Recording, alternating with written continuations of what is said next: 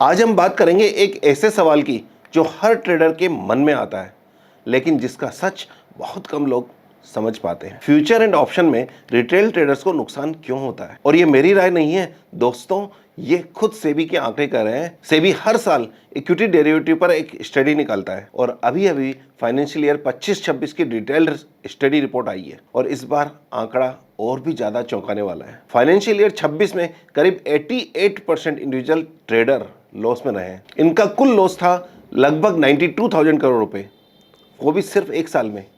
जरा सोचिए ये कितनी बड़ी रकम है। तो चलिए इस पूरी कहानी को समझते हैं। सबसे पहली बात, 97% रिटेल ट्रेडर्स क्या करते हैं? वो ऑप्शन बाइंग करते हैं और यहीं से शुरू होती है सबसे बड़ी प्रॉब्लम, क्योंकि आंकड़े कहते हैं कि करीब 90% ऑप्शन बायर्स लॉस में ही रहते हैं और जो टोटल लॉसेज है ना, उसमें अकेले ऑप्शन का हिस्सा करीब 92% है। मतलब रिटेल जो पैसा हार रहा है उसका लगभग पूरा का पूरा पैसा ऑप्शन में जा रहा है। अब आता है कहानी का दूसरा पहलू, और यकीन मानिए ये पहलू पहले से भी ज्यादा शॉकिंग है। सिर्फ 2% ट्रेडर्स ऐसे हैं जो प्रीडोमिनेंटली ऑप्शन राइटर है, यानी ऑप्शन बेचते हैं, और इनमें से सिर्फ 44% ही लॉस में रहते हैं। मतलब ऑप्शन राइटर करीब 56% ट्रेडर प्रॉफिटेबल रहते हैं। जब यहाँ बायर्स में 90% हार रहे हैं, वहां ऑप्शन राइटर्स में आधे से ज्यादा जीत रहे हैं।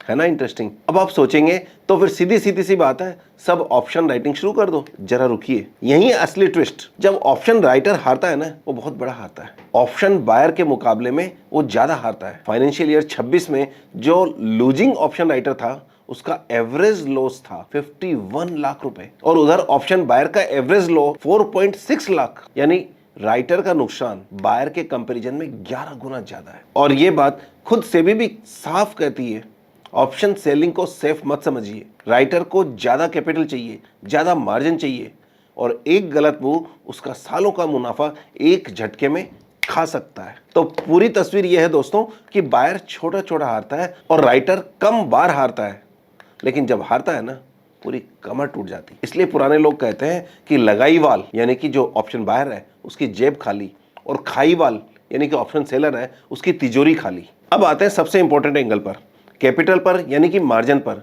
यहां जो पैटर्न दिखता है ना, वो सब कुछ साफ कर देता है। देखिए करीब 77% ट्रेडर्स का पीक मार्जिन 1 लाख रुपए से कम था, लेकिन ये 77% ट्रेडर्स मिलकर करते सिर्फ 8% टर्नओवर है, और इनकी टोटल लॉसेज में इसकी हिस्सेदारी लगभग 14% है। और दूसरी तरफ 23% ट्रेडर्स का मार्जिन 1 लाख से ज्यादा था, और यही 23% ट्रेडर्स जनरेट कर रहे थे पूरे मार्केट का 92% टर्नओवर, 86% लॉसेज। और जो 1 लाख से कम मार्जिन वाले छोटे ट्रेडर्स हैं, उनमें से ज्यादातर लॉस में ही हैं, क्योंकि वो डर डर कर तो ट्रेड डालते हैं और बिना प्लान के, बिना कन्विक्शन के। तो लेसन क्या निकला दोस्तों?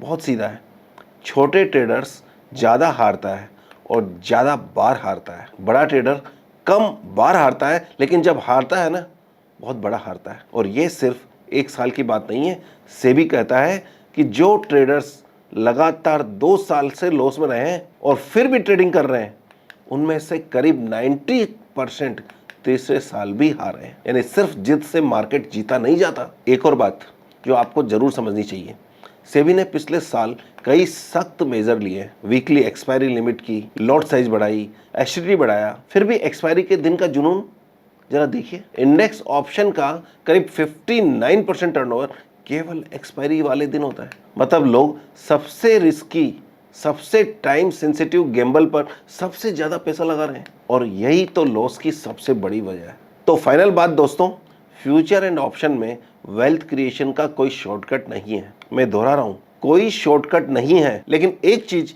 ये आंकड़े ये भी कहते हैं, जो चंद सक्सेसफुल ट्रेडर होते हैं वो सच में बहुत पैसा कमाते हैं। तो सवाल ये नहीं है कि फ्यूचर ऑप्शन में पैसा बनता है या नहीं, सवाल ये है कि क्या आप उन चंद प्रतिशत में आते हैं जिनके पास कैपिटल है, डिसिप्लिन है, रिस्क मैनेजमेंट है, और सबसे बड़ी बात पेशेंस है। और ज़्यादातर उनमें से एल्गो ट्रेडर्स हैं। और अगर आप ईमानदारी से खुद को ये जवाब दें और वो जवाब नहीं है, तो शायद आपका पैसा लॉन्ग टर्म डिसिप्लिन इन्वेस्टिंग में ज़्यादा सेफ और सुरक्षित रहेगा, बजाय उस 88% वाली भीड़ में शामिल होने के जो हर साल हार कर बाहर निकल जाती है। समझदारी इसी में ही है कि हम आंकड़ों से सीखें, आंकड़ा बनने से पहले। Thank you very much. Investments in securities markets are subject to market risks. Read all scheme related documents carefully before investing. This content is for educational purposes only and should not be considered as investment advice.